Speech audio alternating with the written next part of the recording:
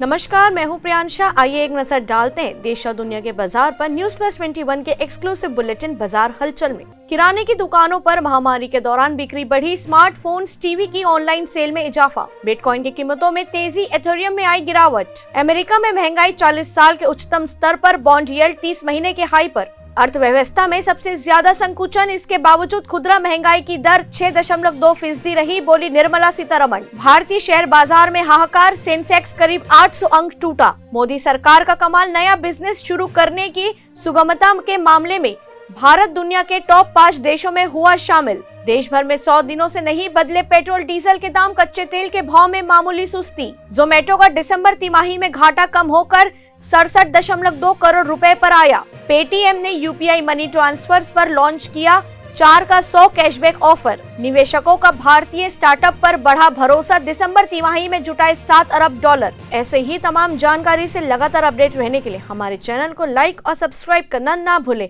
Notification के लिए bell icon जरूर दबाएं। देखते रहिए न्यूज प्लस 21, आपके हक की बात।